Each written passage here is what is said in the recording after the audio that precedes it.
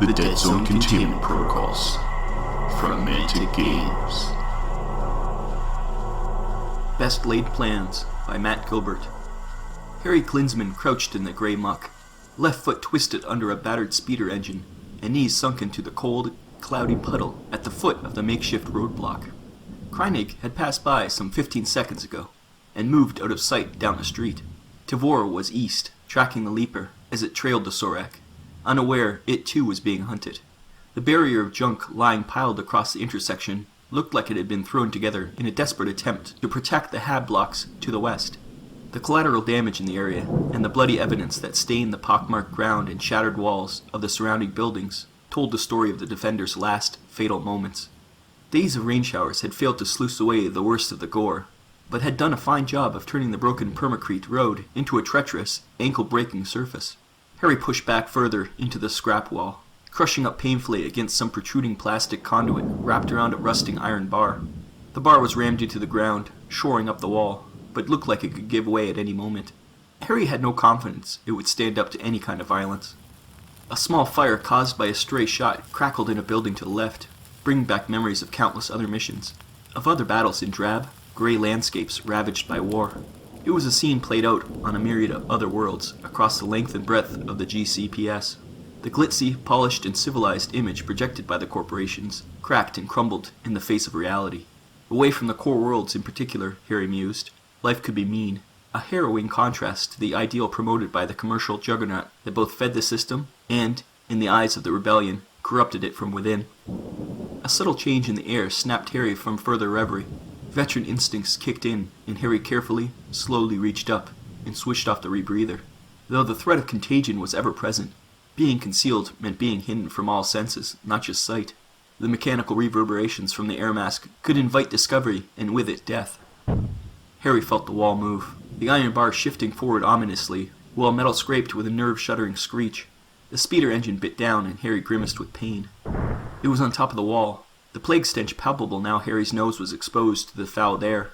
The creature paused, the quivering of its plague-enhanced muscles vibrating through the assortment of scrap metal fragments beneath its feet. It sniffed the air, sensing its quarry was near.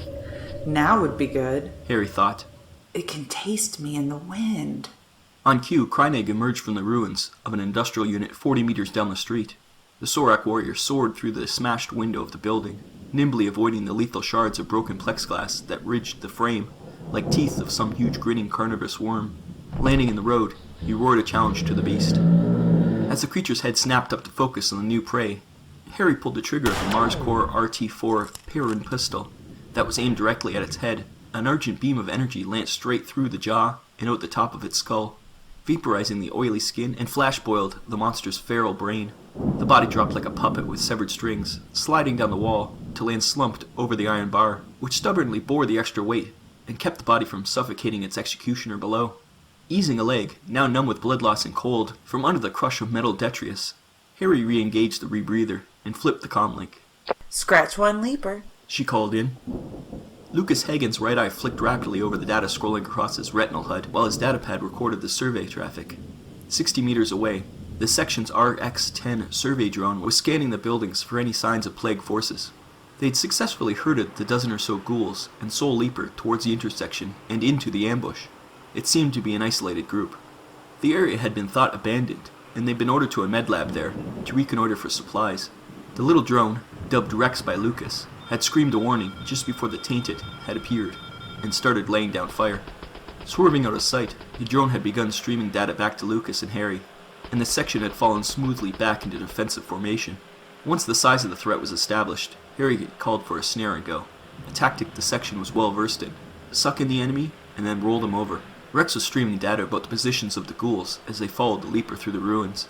The RX unit seemed jittery, and was trying to attract Lucas's attention, but he needed to focus. Rex was reliable, and had a good field record, but sometimes the nascent personality the unit was developing bordered on quirky. Now was not the time for games, and Lucas sent back the data packet to quell the drone's excitement.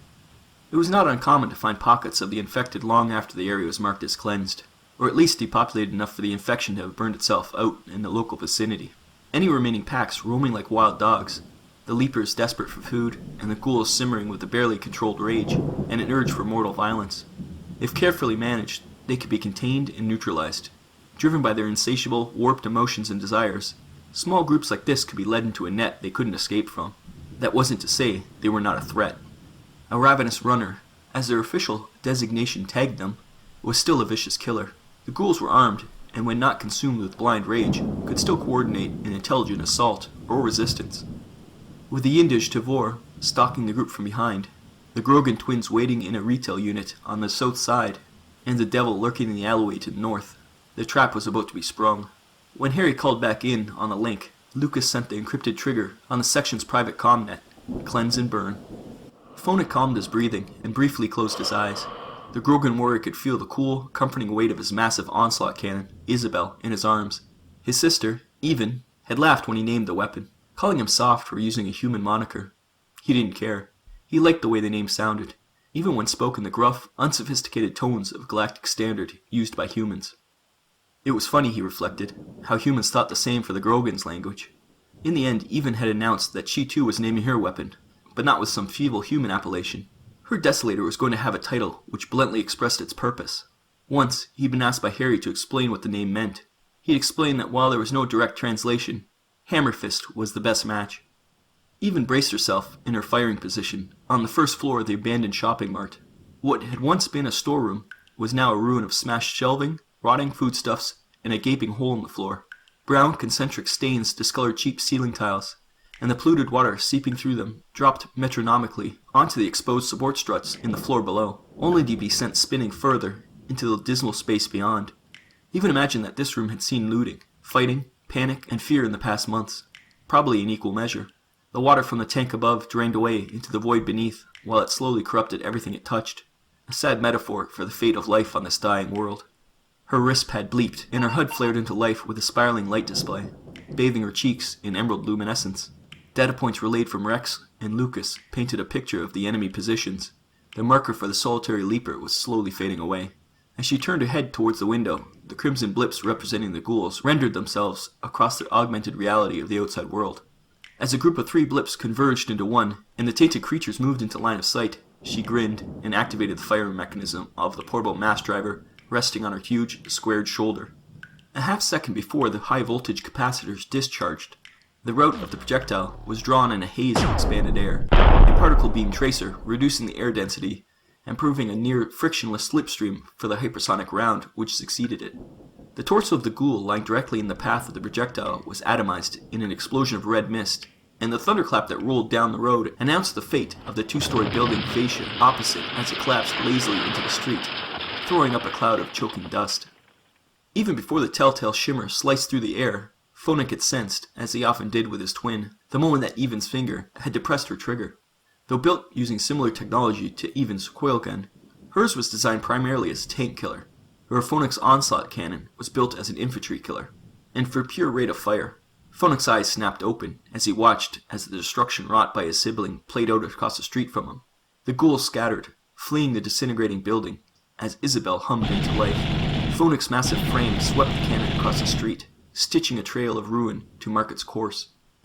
While the Bayleth twins were raining down death on the uglies, the devil waited in the shadows of the passage between the 2 wrecked light commercial hubs. Garbage and other detritus littered the floor, and piles of rubble, broken permacrete slabs, and charred timber were stacked on either side, making the cramped alley even more claustrophobic. He looked up. The walls seemed to close in as they reached out towards an unforgiving sky, heavy with the threat of more storms. The weather here at Outpost K-34 had been unstable over the last 3 weeks, with bouts of intense rain, fierce solar burn, and 2 almost hurricane-force storms. The planet seemed to be in turmoil. Reaching out to trace his calloused fingers across the buckled surface of the wall to his side, following the scrawling graffiti proclaiming the end of the world, Francesco Salvaggio felt at home. 10. He breathed in the air slowly, savoring the musty, earthy aroma kicked up by the recent cloudburst. 9. Rebreathers were for those paranoid about airborne infection. As long as you kept a respectful distance from the primary brutes, shunned the local water, and incinerated anything that got too close, existing here boiled down to simple rules. 8. In fact, you could apply the same tenets anywhere, really. 7.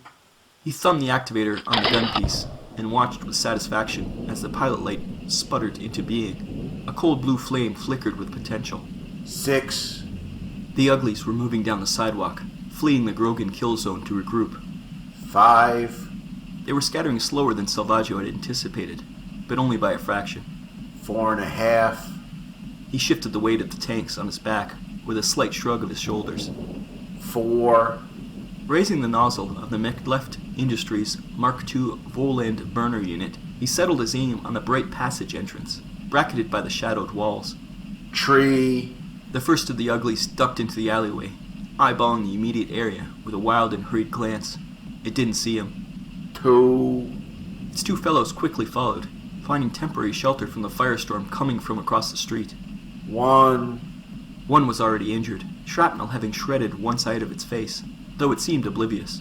The first prepared to fire back from the protection of the building's corner. They didn't want to be pinned. 0, 3 tortured souls were taken by the devil, led to a blazing hell from which they would never return. Harry stepped through the skeleton of the broken door and into the cantina. 5 minutes, then we head out. Lucas looked up as she entered, and returned to whatever he was doing with Rex. The tech skulked in a corner, with a little drone unit, which seemed quite excited about something. He's getting too attached to that thing. She reflected. One day, the techs in command will ignore him and wipe its core clean. She took in the room with a sweep of her head, and then eased into a booth, parking herself on a dusty seat with a chipped plastic table. Rex had started developing a personality of sorts after Lucas had been hacking around one evening, experimenting with low-level AI mods. Since then, the unit had shown a degree of self-preservation, which went beyond its standard programming, as well as other unexpected signs of sentience. Lucas might be young and new to the platoon, but his skill as a code splitter had earned him the respect of the company techs, and so far, they acquiesced to his refusal to let the machine get cleaned and reinstalled. Standard practice after most field deployments. The twins were leaning against the bar, having brushed the broken glass and debris on the floor. Even muttered something in her deep, gravelly voice, and Phonik responded with a booming laugh. In the booth opposite, Salvaggio slouched against the wall, slowly eating slivers of Acronian pike fruit, which he was slicing with a wicked-looking knife. Where the hell did he get that from? They'd run out of the small amount of fresh food they had 10 days ago, and had been living on the crap that passed for field rations since then. Harry turned as Krynik bounded through the door, using both feet and hands to propel himself off a seat back and onto the bar top beside the twins. He began to clean his teeth with the curling talon of his right foot. He blinked and rolled his eyes towards Salvaggio. Where did you get that, human? The Sork glared at the weathered-looking man casually sprawled across the way. The transcript unit at his throat turned his lisping, breathing natural speech into aggressive rasping, while noise was the best way to describe it. Salvaggio gently lowered the piece he was about to put in his mouth, and jutted his chin towards the archway at the end of the bar. Chiller. He said, using the end of his knife to brush a ringlet of salt and pepper hair to one side, revealing a livid scar running from the corner of his right eye down to his jaw. Out back. Lucas looked up. There's still power? He questioned. How come? Salvaggio shrugged and returned to his fruit. Krynig snorted and tilted his head to regard the man known as the Devil. His long tongue flicked out and slid over his large, mandibular incisors, and he grinned before vaulting onto the floor and disappearing into the storeroom. There was a crash and the sound of crockery and other breakables being deconstructed, and finally a throaty scream. The Sork appeared in the archway, feet gripping the frame. Empty. He proclaimed accusingly. That was the only one. The Devil dropped the stone onto the table, grinned, and closed his eyes. Krynig's eyes flashed with anger, but he visibly controlled himself and returned to the bar top to engage the Grogans. Enough, Salvaggio. Chided Harry. You don't need any more enemies. No one can count that high. They all looked round as the last of their section walked into the room. The Indage gracefully crossed the floor and slid in opposite Harry. He carefully placed his vast array of knives, grenades, darts, gun, and backpack on the table, placing his hand on each in turn and whispering in his primitive tongue. It often amazed Harry that one so slight could carry so much with such stealth, as if unencumbered. When he was satisfied the ritual was complete, the Indage turned his glassy black eyes to his section leader. Trouble? Harry asked. Not really, sir. The Indage's flattened face and flared nasal features made it difficult for them to speak Galactic Standard and articulate the sounds correctly. But Devore was a stubborn and conscientious student. His mastery of the language was now nearly flawless. There were some ghouls trailing behind us, the main group. But they've been dealt with. I've checked and the area is clear now. He stretched his back, and his tail flicked over to rest on his shoulder. Harry relaxed a fraction. While they all trusted Rex's ability to actively scan and survey for biological and mechanical threats, any soldier worth his credits liked to know there were real eyes on the ground to confirm that, especially Tavor. His hunter's instinct meant he needed to see his surroundings with his own eyes to believe it. Heavy metal deposits, magnetic fields, unshielded power conduits, and natural phenomena were all on the list of things which could disrupt scanners, throw up anomalous readings, or simply mask the truth. Fine. Harry said. How far did that little diversion take us from our target? I'm guessing about 400 meters or so in the wrong direction. Not quite that far, sir, but close. I estimate we fall back about 385 meters. A little under 4 blocks. Hey, Lucas. Harry turned and called over the young field tech, cum commsman. What are the numbers on our fallback? I've got 10 creds on near 400 meters. Lucas consulted one of his data pads and made 2 lateral swipes across the surface. From where we first sighted the leaper to our current location is 382 meters. But sir, Rex thinks that... Harry raised a hand. Thanks, kid. She interrupted and twisted back to face the Yindish. Add another 10 to what I owe you. Next time, it's double or quits. Okay, people. She raised her voice again, addressing the room to kill any chatter and make sure minds were focused on her. Get ready to roll. Lucas, Rex out first as normal. 50 meters head start. Standard formation for the rest of us. Rex emitted a series of bleeps, and his surface interface flashed through the spectrum. Sir, Rex requests you to look at something interesting. Lucas hurried to his feet and stared expectantly at Harry. Devore sat upright and shifted to face the boy. Since when did a drone find something interesting? Since the kid started messing with its damned insides. Growled Salvaggio, opening his eyes and shuffling to the end of the seat. His knife disappeared somewhere in a pocket, and he leaned back, steepling his fingers and turning a cold, expressionless face in Lucas's direction. Harry sighed. Okay, let's hear it, she said. What's he found? Lucas was staring nervously at Salvaggio, transfixed. Lucas. Harry raised her voice a notch. What's Rex got? Lucas blinked and stumbled over to the table. Sorry, he mumbled. Harry put a hand on his shoulder. It's okay, she said. Show us what you two have found. She glared at Salvaggio, who acknowledged her with a shift in his eyes, the corner of his mouth twitching upwards, an almost imperceptible fraction. Here. Rex had joined Lucas at the table and was hovering at his side, projecting a holomap of the area onto the surface. Lucas was adding data to the display. Look at the tracking data from the last engagement. He was agitated again, but this time with excitement and not nerves. Rex, run the data as a sequential time series blip map, 15-second intervals. And pan out. Show a 5-block radius from this point. Rex zoomed the viewpoint out and ran the sequence. The red blips moved through the virtual landscape and eventually winked out. Okay, said Harry. What are we looking at? Now run the data you have from the engagement fought 2 weeks ago, Rex. Lucas prompted. The one where Vortex and Talon platoons hit that corporation convoy moving through this same area. Phoenix's voice rumbled from above and behind the commsman. The one the plague came in on? Yeah. Gate crashed the captain's party. Look. Rex started the sequence running. Blue blips representing the rebel forces and gold denoting the convoy started moving on the tabletop. Speed up the relay, Rex, and mute all the humans a bit, so the plague are easier to see. Lucas pointed to the top of the map. Here they come. A red wall of blips moved down the map. After a while, the other forces reacted, and to trained military eye, started coordinating their responses and falling back together.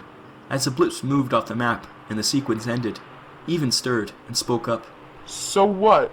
I see nothing of interest here. Wait a minute, said Harry. Rex, play both sequences back together. Adjust the timing on each to synchronize the movement of the plague forces. Lucas looked at Harry with shining eyes. She'd seen it too. Rex reran the 2 recordings, overlaying one on another. Now that's interesting, Harry said, sitting back on the seat. Does someone want to explain it to me? Even frowned, nonplussed. They are avoiding something. Lucas jumped. The devil had snuck up behind him when he hadn't been looking, and he instinctively tried to move further from the grizzled veteran. Salvaggio stepped up to the table to look at the frozen image. Drone, reverse the tracking slowly to show our lumbering friend here what the others can see clearly. Even glowered, but held her tongue and turned her attention to the rewinding images. Stop! Snapped Salvaggio. There it is. Karnik sprung up to the back of the seat behind Devore's shoulder for a better view. His eyes widened as he saw it too. This area here. Devore's clawed hand took a ghostly green hue as he reached into the map to indicate what he was looking at. No plague go near this area. No leapers, no ghouls. Even the brute presented the first engagement moves away. Our group today split and avoided the same area rather than pass through it. It's a low-level hab blocks. Not so difficult to move through. I thought we were attempting to divide into two attacking forces today, as I followed them in. But perhaps not. It's nothing I've seen before nor ever heard of. Harry rejoined. The plague are pretty thorough, but it is interesting. She said, favoring Lucas with a lopsided smile. It's also on our route to the lab. Phonik noted. Shall we take a look? Anything the plague scum are avoiding can't be good. Even replied. I say it's an anomaly to be ignored. On the other hand, Harry mused. anything that the plague are shunning might be something we really want. She tapped her fingers on the table while she thought. It was en route, but she had to consider the fact that they were already behind schedule. If this was something valuable, she daren't risk passing it by. Her people were important, but so was the cause they were fighting for. If there was an asset out there they could profit from, it would be prudent to investigate. She sat up and looked at each of them in the eyes. We're going. At the very least, we should investigate and report back on what we found. Even didn't look impressed, but remained silent. Lucas's eyes twinkled with delight, and Rex warbled happily. Salvaggio stared at the drone in disgust and turned away, scowling. Phonik patted his sister on the back and picked up his cannon from the bar. I concur, sir, said Tavor, after consideration, starting to gather his weapons together. Kreinig simply licked his lips and nodded acceptance. Harry stood. Let's go. Rex, lead the way. Follow active scans as we approach the coordinates. We stopped 25 meters before the area our sleuths here have found. She jerked a thumb in the direction of Lucas and Rex, who were heading to the exit. One by one, the others followed them out. Harry stopped in the doorway and glanced back inside. Just weeks ago, this place would have been full of life, buzzing with conversation, laughter, and folk satisfied after a day's hard work. The people who had flocked to populate newly found worlds on the frontiers, like this, were opportunists, who also had to be pure optimists at heart. They would have lived life to the full. Now the joint looked like all the other buildings here, all telling the same sorry tale. As she took a step outside, a stray thought skated through her mind. Since when did I start thinking of Rex as a he? She shook her head, checked her weapons, and left the sad-looking cantina behind. The RX-10 hugged a wall, skipping over the ground in short, regular bursts of speed. 10 meters. Stop. Active scan, including full biosweep. Relay result. Move on. The anti-grav repel boosters kicked up dust as it skimmed across the sidewalk and through a gaping hole in a crumbling wall, dodging under a fallen girder, and into the wreck of a modest apartment. The kitchenette sported 2 staccato lines of automatic weapons damage that traced across the far wall and into the cramped living space. Shattered furniture lay on the ground, and one metal chair had clearly been forcibly put through the plexiglass screen of the Trivid viewer. A faux leather seat, a luxury not often seen on the frontier worlds, and rarely in possession of laboring workforce, was caked in dried gore, as was the floor underneath it. The seat back was split apart by 3 parallel slashes, the packing fibers inside spilling out like entrails from a ruptured belly. Similar claw marks and several fist-sized holes adorned the other walls, and the drone even registered human blood splattered across the ceiling. What remained of the former occupant was rotting under a stack of falling data cards and other personal effects, one leg missing, the other bent at an impossible angle. The drone moved on, zipping behind a burned-out civilian ground car, logging the charred bodies inside, and then crossing the road to the corner of the next intersection. The code looped in the process of executing its survey program, and the analyzing cycle restarted. As the data was returned, it was pre-processed and then streamed into removable storage chips in the drone's auxiliary memory bay. A secondary daemon cloned, encrypted, and fired the processed data packs back to the pads held by Harry and Lucas over a shielded, private channel. They'd see whatever it saw. This time, 30 meters from the center of the area, the team had observed the plague avoiding. The bioscan got a hit. It was weak, but the drone reran the scan twice, more to confirm the result. It received a message from Harry's pad. Move in. 10 meters further, the signal was still weak, but analysis from other data streams concluded this was probably due to interference from the composition of the construction materials used in the hab blocks. While most were prefab formations shipped in from off-world, local supplies may have been substituted in places during construction as the initial stocks depleted. The rebel survey routines had not yet been successfully calibrated for the alien materials and the ores that might be present. Cautiously, the drone moved towards the coordinates, now traveling in less frequent 5-meter bursts. Incoming tracking data from the rest of the section indicated they were gaining on its position. 15 meters from the source, it boosted into a shattered plexiglass window above the ground floor and switched on the visual feed. Lucas heard Harry approach and beckoned her towards where he was crouched as he watched Rex slip through the open window. He switched his primary window to the visual stream Rex was beaming back as Harry dropped down beside him to observe. Lucas subconsciously moved to undo his rebreather, but Harry caught and stayed his hand, indicating with a nod of her head the decomposing arm protruding from under a pile of rubble nearby. While the plague may be close to burning itself out locally, it didn't mean that unnecessary exposure to any of the deceased was without danger. In addition to the plague, this was still a war zone, and the unburied dead still posed a potent biological threat. Diseases tearing through populations already ravaged by fighting was a common scenario the galaxy over, and had been since the dawn of civilization. There was no harm in being cautious. Rex moved up a corridor, showing all signs of a close-quarter firefight. In all, he passed 3 civilian bodies, and the bulkier frame of a corporation trooper. Those people were protecting something. Harry observed with a veteran's eye. They were defending the corridor and whatever is on the other side of that door. Lucas frowned. Look at the results of these scans. He swiped in a scrolling data block to look closer. Rex, run those last scans on the bodies again. Rex complied, and Harry leaned in closer. What is it? She asked. All the evidence is showing that this fight took place about 10 days ago, except the decomposition of those bodies puts them being dead for approximately... He swiped the screen and dropped the refreshed data onto another analysis module. He stared for a second and rocked backwards, scratching his head. 2 days. Harry looked at the data again. Okay, Rex, She said. I want to focus bioscan on whatever is on the other side of that door. Rex bleeped a confirmation. Phonic and Even arrived, and Harry briefed them, and the others, over the section comlink. We're wasting time, Muttered Salvaggio. Harry chose to ignore the remark. They didn't have to wait long. Seconds later, and new data began to cascade down the screen of Lucas's pad. Whoa, okay. He breathed. We have a live one, human, female, and the readings indicate pre-adolescent. A child? Harry exclaimed. How has a child managed to survive in this hellhole?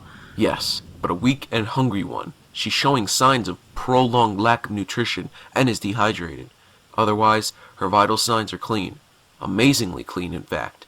We need a better med scan than Rex can provide, but she reads totally free of any infection or illness on the limited data we could pull. Lucas looked at Harry. What do? we leave her. The grating voice of the devil announced his arrival. She's a risk we don't need. Be quiet, Salvaggio. If I want your opinion, I'll ask for it. She's all alone. Just like I was. Harry spoke into the comm. Rex slowly opened the door. Let's get a look at her, but don't frighten her. We've no telling how she'll react or what her state of mind is. Salvaggio growled and spat onto the floor as the picture showed Rex moving down the corridor towards the door. When it failed to open as he approached, he tried to gently nudge it, but it wouldn't respond. Probably barricaded herself in from the other side. Phonic noted. There's another window which must lead into a room, or near it on the other side. Tavor's voice cut over the link with a small burst of static. Carnage and I have visual from our current positions. Harry nodded to Lucas, and he instructed Rex to exit and skirt the building, coming in again from another angle.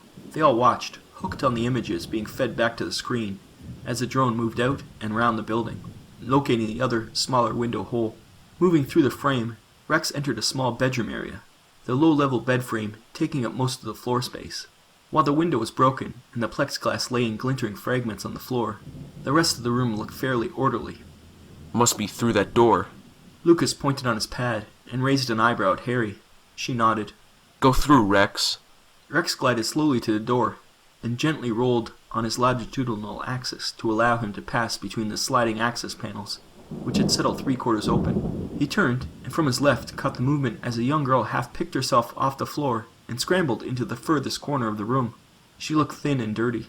Her black hair fell in a scruffy mess around her shoulders, and she pushed herself as far into the corner as she could, knees drawn up and eyes wide open. Her grimy face couldn't mask the tearful streaks running down her cheeks, but she glared at the intruder with a steady defiance which impressed Harry. I know that face. That's the face of someone who's lost everything. But the look is not one of defeat, it's one of defiance. I've been this girl. Harry realized she'd been holding her breath and let it out slowly. What did you say to a child you found in a war zone like this? What did people say to me? Give me an audio broadcast, Rex. Hello? Harry said, feeling self-conscious and clumsy. Are you on your own in there? Stupid question. The girl glared, and then threw the grubby plush toy she'd been clinging to at Rex, immediately looking like she'd regretted doing so. It bounced off Rex's bodywork and fell spinning to the floor. The girl eyed it nervously, but stayed curled up in the corner. It's okay, kid. Rex here's not gonna hurt you. Harry tried to put some reassurance in her voice. I'm Harry, by the way. I'm outside with some friends of mine. The girl continued to glower fiercely back at Rex. You hungry, kid? Harry paused, letting the girl mull the question over. After a while, she seemed to relax slightly. Her shoulders and head slumped a little, and she lowered her eyes. She nodded. Okay, we have some ration bars and some water, but we'll need to come to you. Are you okay for us to do that? The girl continued to stare at the ground, but another small bob of her head showed she accepted the offer. Harry muted the audio. This complicates things. Can we really look after this kid safely? Is it right to just give her some food and water and leave her for pickup later? No. She'll be left as low priority. Very low. Command don't have the time or inclination to look after her. She closed her eyes as half-formal images and fleeting fragments of suppressed emotions flashed through her mind. Caught up on the fringes of the protest march, her parents shot dead by the stray fire from a corporation arbitration squad, kneeling by their unmoving bodies as the scattering crowds fled the scene, the corporation hunting down the protesters, unaware of the stunned child, clinging on the prone bodies of her parents, unaware or uncaring. The emptiness, the loneliness, the hunger, the cold. Harry knew what it meant to be left alone. Command don't have the time or inclination to look after her. But I do. She took a deep breath. I'm going in to get her, she announced. Salvaggio sputtered. What the frack for? She's just some skinny punk kid who's just gonna slow us down and either get her or one of us killed. I tend to agree, sir. Devore's voice crackled over the comm. Perhaps we can just call this in and Command can pick her up later. Command will not send in a pickup team for a small girl who happens to still be alive despite insane odds. Harry replied. Sadly, she wouldn't be considered worth the resources. She's not what we made Planetfall for. Then why are we having this conversation? Salvaggio asked, clearly exasperated. She's not important, and we don't need her as a neuridium weight dragging under our feet. Harry put some steel in her voice. This is not a conversation because I've made up my mind and we're taking her with us. She rose up as she spoke and stood eye to eye with Salvaggio. My order is to assist me in that endeavor. Salvaggio let out a hissing breath. We are under no military obligation to play wet nurse to any filthy urchins we stumble across. We have a moral obligation to help people in need. Harry barked back, her face inches from Salvaggio's now. Just because the corporations have abandoned these people to their fate doesn't mean humanity as a whole has to. We are here. She is here, and we have the chance to do the right thing right now. I'm fighting to help abandoned people like this girl. What are you fighting for, Salvaggio? The devil snarled and bared his yellowing teeth, but said no more, and stepped away. Harry turned to the others. Anyone else got any objections? Lucas looked startled, but shook his head quickly, and the two Grogans looked at each other before replying. We agree with your decision. The comlink buzzed. We will follow your orders. Harry calmed herself, let the brief surge of anger pass. She turned back to the datapad and re-established the audio broadcast. It's okay, kid. Don't be scared. It's gonna be okay now. We're coming to get you. Franz watched the Rebs move out, the Yindish the last of them to leave the area, darting from cover to cover and then disappearing from sight. He hated them. He hated them all. The rage he felt since he woke up 2 weeks ago was a seething, insidious venom coursing through his body. Boiling ice was the best way to describe it. He wanted to kill. Kill anything that made him angry. And everything made him angry. The thing in the apartment made him livid. He wanted to kill it for days. But it made him sick. He tried to get to it. Tried to get inside the building. But something terrible held him back. Something deep inside his subconscious was repulsed. A dizzying sense of wrongness that confused and disoriented him, pulling at the threads of his already shredded sanity. If he got too close, he began to feel physically ill, too. It was incapacitating. It was infuriating. But as the Rebs had left, so had the monstrous presence that lurked in the apartment. Franz licked his lips and stared coldly after the departing Yindish. The lurking terror outside was gone, but the rage inside began to swell and pulse once more. He wanted to kill it. He wanted to find it and tear it apart. But first he'd kill the ones now helping it. Franz picked up his weapons and began to hunt.